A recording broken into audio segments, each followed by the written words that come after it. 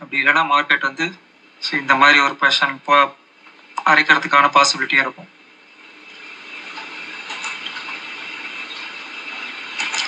இது என்னுடைய ஐடியா தான்.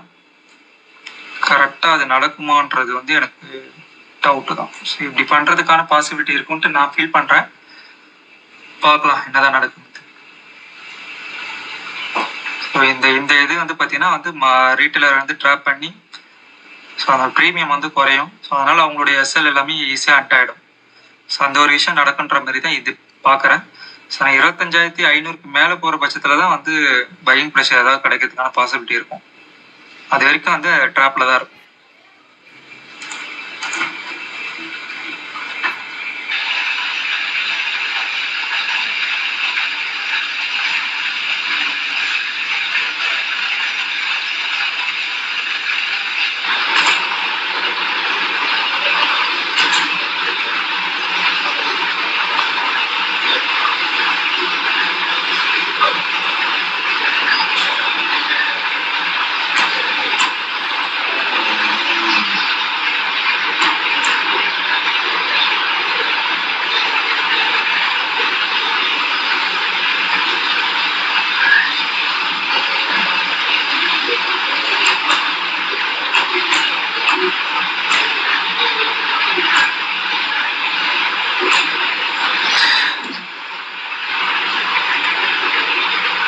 ஸோ இந்த வாரம் வந்து பார்த்தீங்கன்னா வந்து 25,150 வரைக்கும் போகிறதுக்கான பாசிபிலிட்டி இருக்கு.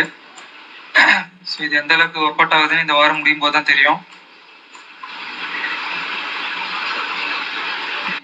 கிட்டத்தட்ட பாருங்களேன், நம்ம சொன்ன 25,154 எவ்வளோ தூரம் வந்திருக்கான்? 171 வரைக்கும் வந்திருக்காங்க.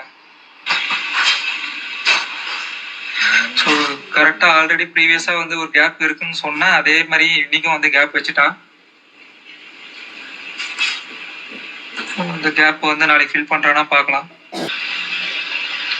25,232.5 முடியும்.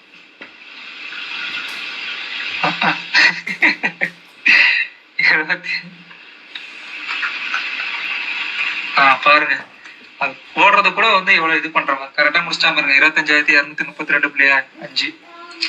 So okay.